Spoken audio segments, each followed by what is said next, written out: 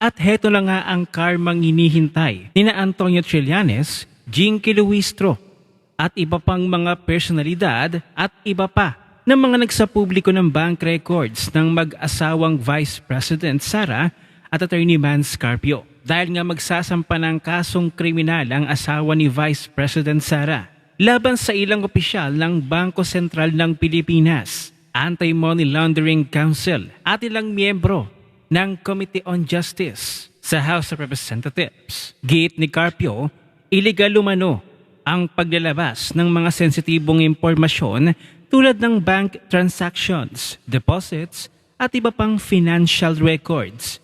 Aniya, ginagamit daw ang mga ito sa isyong pampolitika. Sinabi rin niya na ang ganitong paglabas ng impormasyon ay maaaring magdulot ng banta sa tiwala ng publiko sa sistema ng pagbabangko sa bansa. So napakasya nito dahil hindi lang isa o dalawa, kundi 3 kaso ang isasampa ng asawa ni Vice President Sara. Ito ay ang violation sa Anti-Money Laundering Act, Bank Secrecy Law at ang Data Privacy Act.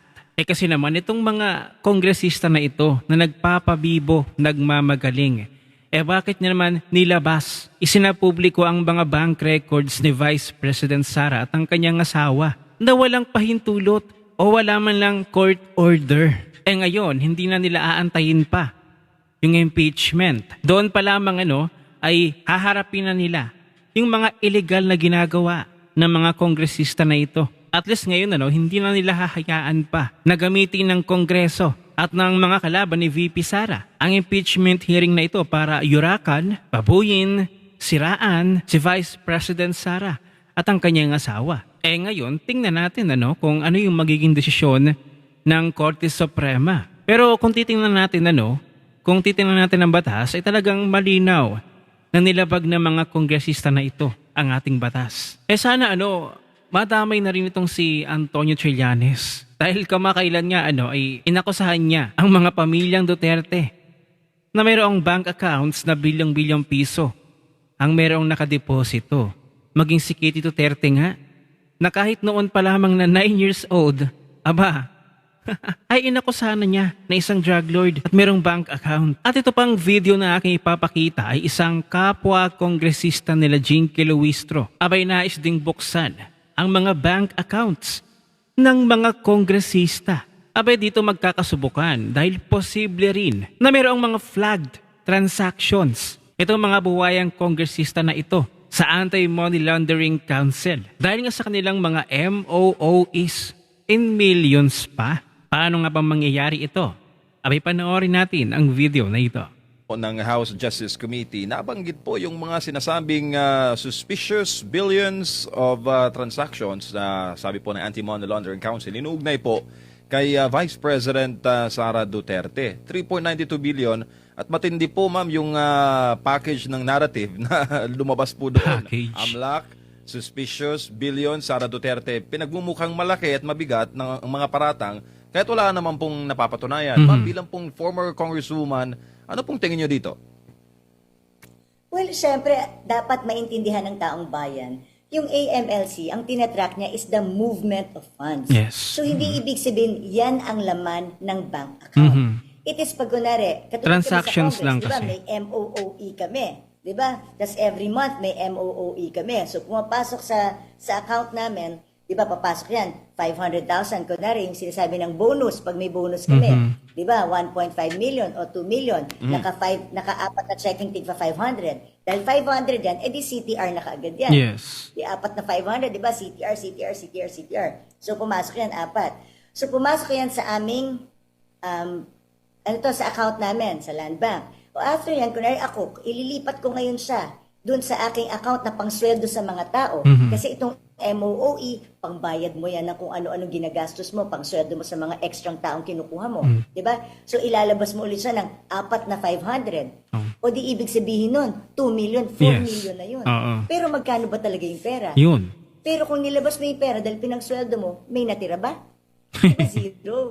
Pero ang nakalagay yung sa transactions ng CTR is ilang transactions, 8, at ang amount niya ay nasa 4 million pesos. So lumaki, no? Pero ang natira sa akin, 0. Yun. O, ngayon, bakit sinasabi nila yung inflow tsaka outflow hindi balance? O yung pumasok sa akin na 2 million, ang ginawa ko, nag-issue ko isa-isang cheque sa mga empleyado ko bilang sweldo nila, edi hindi siya CTR kasi hindi siya above 500,000. Pero lumabas yung pera sa akin. Dahil nagbayad ako, pinasweldo ko lahat ng empleyado ko hanggang naubos ko yung 2 million. Diba? Hindi sa CTR.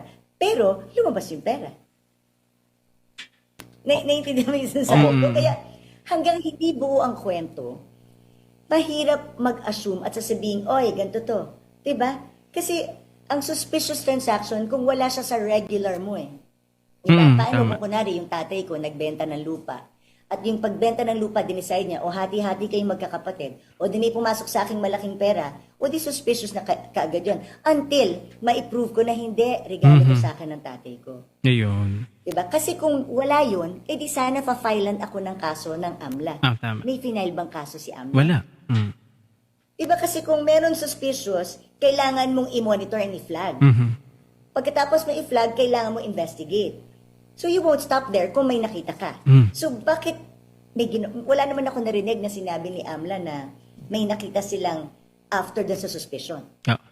May narinig ka ba, MJ or Edmar? Kasi ako wala akong narinig na pinailan nila ng kaso or talagang sinundan nila yung trail.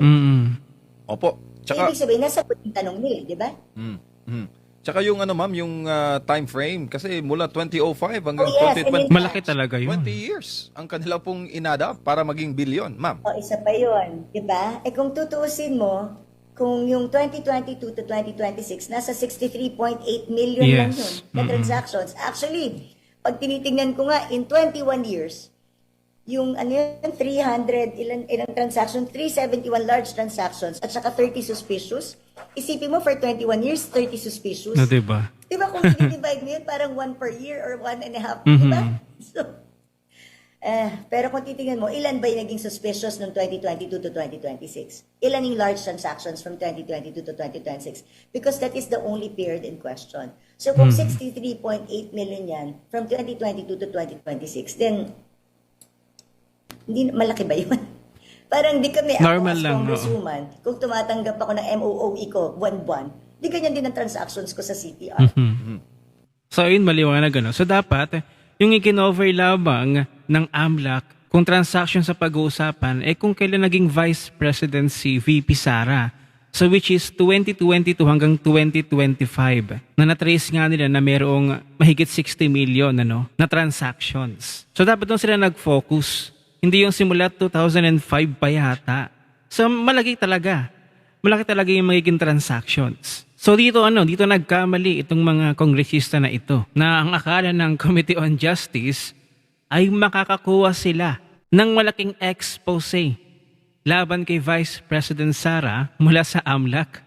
Pero ang nangyari ay napasama pa sila. At ngayon, makakasuhan pa sila. So ito yung sinasabi nating karma. Ito yung sinasabi nating consequence kung may gagawin kayong hindi maganda. So tama na rin yung ginawang hakbang ni Attorney Mans Carpio na asawa ni Vice President Sara. Na akala siguro nila ay tatahimik lamang itong asawa ni VP Sara, no? Na hindi nila alam, magaling na abogado to. At may sarili pang law firm. Kasi nga naman, hindi naman trabaho ng Kamara ng House of Representatives ang magkaroon na magsagawa ng trial dyan dahil sa Senado yan ginagawa. So kaabang-abang itong isasampang kaso ni Attorney Mans Carpio ito sa mga kongresista. Pero sasabihin na naman ng mga pinklawan, ng mga loyalista na natatakot itong mag-asawang Vice President Sara at Attorney Mans Carpio dahil takbo ng takbo sa Supreme Court. Pero kasi pinag-uusapan na dito ay batas na. Ito kasi mga kongresista na ito ay umaabuso na parang umaasta na sila na mas mataas pa sa korte. Gayong hindi naman impeachment court itong Committee on Justice. Ang impeachment court ay isasagawa lamang o isinasagawa lamang sa Senado. So sa ayaw at sa gusto nyo man na magsampa ng kaso itong si Attorney Mans Carpio, wala kayong magagawa. Dahil karapatan yun ng mag-asawa at kahit sino man na Pilipino ay kapag alam mo na alagabyado ka na, ay syempre gagawa ka ng paraan para ipagtanggol mo at protektahan mo ang iyong sarili na naaayon sa ating batas. Excited na ba kayo sa isasampang kaso ng asawa ni Vice President Sara sa AMLAC, sa Bangko Sentral ng Pilipinas at sa mga buwayang kongresista na ito? At sana, idamay na si Antonio Trillanes. Ano ang inyong opinyon? I-share mo na ang video na ito. Mag-iwan ng comment at like dyan sa ibaba at magkita-kita ulit tayo sa susunod na video.